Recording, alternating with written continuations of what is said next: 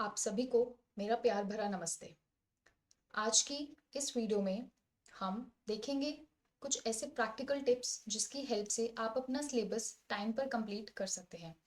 काफ़ी बच्चों को ये शिकायत रहती है कि मैम लास्ट एग्ज़ाम तक हम करते रहते हैं बट हमारा ना सिलेबस कंप्लीट नहीं होता है। तो क्या ऐसे कुछ टिप्स हैं जो हम फॉलो करें और जो हमारा सिलेबस है वो टाइम पे कंप्लीट हो? तो आंसर है हाँ, ऐसे कुछ टिप्स हैं जिनकी हेल्प से आप अपना सिलेबस कंप्लीट कर सकते हैं और आप अपना नेट या जेआरएफ अचीव कर सकते हैं। देखिए, सबसे पहला कि आपने जो सिलेबस का डर है, जो आपके सिलेबस का डर है, आपने उसको ख़त्म करना है। काफ़ी बच्चे सिर्फ यही सोचते रहते हैं कि जो सिलेबस है वो बहुत वास्ट है, बहुत वास्ट है। ठीक है, it is a competitive exam. आपको ये चीज़ ध्यान रखनी होगी कि एक कॉम्पिटिटिव एग्ज़ाम जो आपने खुद चूज़ किया है कि आप यूजीसी नेट एग्ज़ाम क्लियर करेंगे, तो ऑब्वियसली कॉम्पिटिटिव एग्ज़ाम का सिलेबस इजी नहीं होगा। It will be difficult but it won't be impossible. Difficult तो है, आई अग्री कि डिफिकल्ट है। Paper one, paper two, 10-10 unit, in total आपके 20 यूनिट्स हैं। डिफिकल्ट है बट इम्पॉसिबल नहीं है।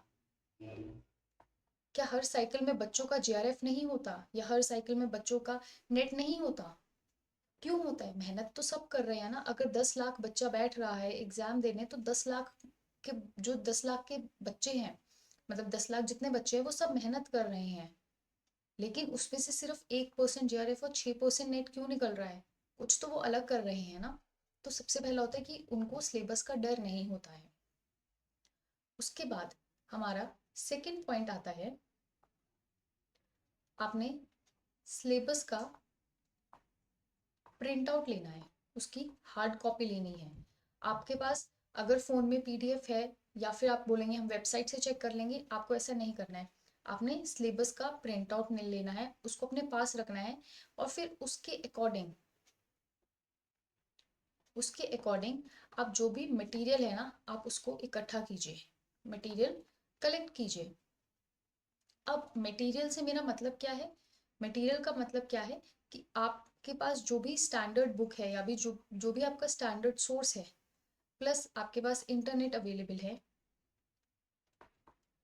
आप उनको रेफर कीजिए। आप उनसे क्या बोलते हैं, अपने मटेरियल को इकट्ठा कीजिए। ठीक है, अगर आप किसी को फॉलो कर रहे हैं, even if you are following a teacher और यू आर फॉलोइंग एनीबॉडी, तो आप फॉलो उसको कीजिए who have a fair knowledge about the idea, who have a fair knowledge about the exam, जिसको एग्जाम के बारे में पता है कि उसका पैटर्न क्या है या फिर एग्जाम में किस तरीके के क्वेश्चंस पूछे जाते हैं, जिसने एक्चुअली में खुद एग्जाम क्लियर किया है।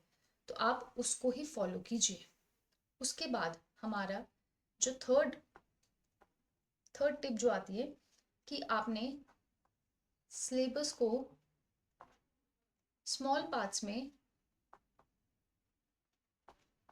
सिलेबस को स्मॉल पार्ट्स में डिवाइड करना है। ऐसा क्यों करना है? ऐसा क्यों करना है? ऐसा इसलिए करना है क्योंकि इतना वास्ट सिलेबस है, आप एक बार में देख पढ़ने बैठेंगे ना, आप डर जाएंगे।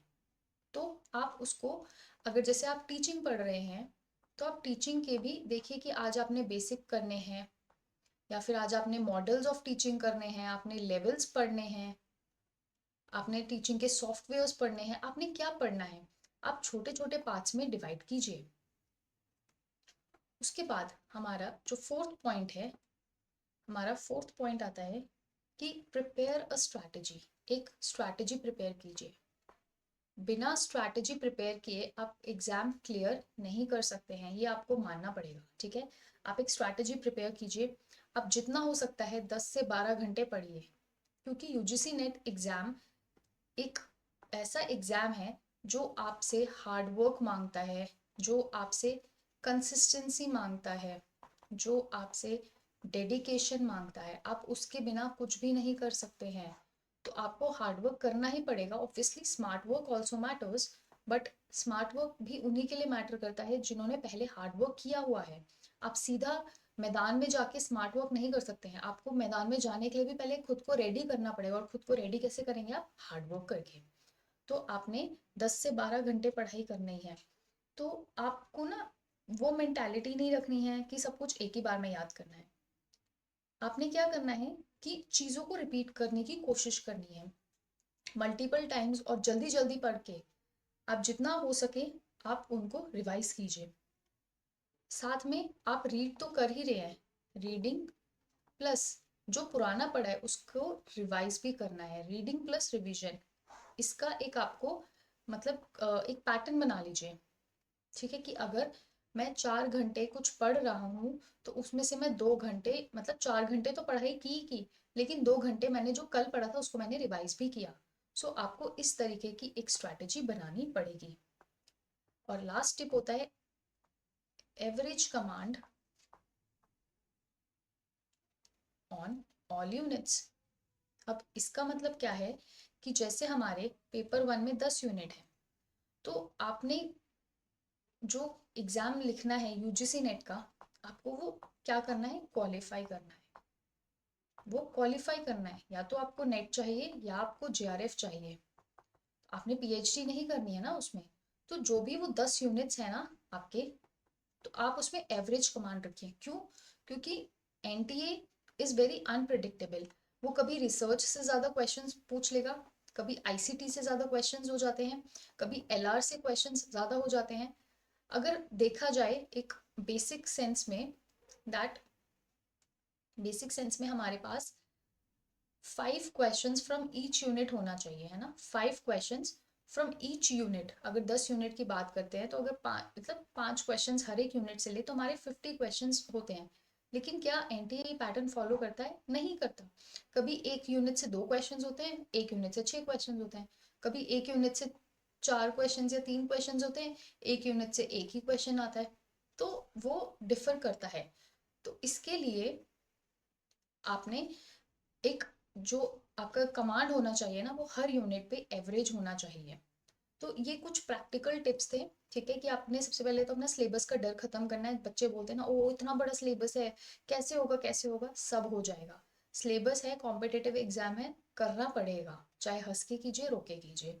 फिर आपने प्रिंट आउट निकालना है और उसके अकॉर्डिंग आपने मटेरियल कलेक्ट करना है। और प्लीज इधर उधर ज्यादा मत भागिएगा, रिलायबल टीचर्स को ही फॉलो कीजिएगा।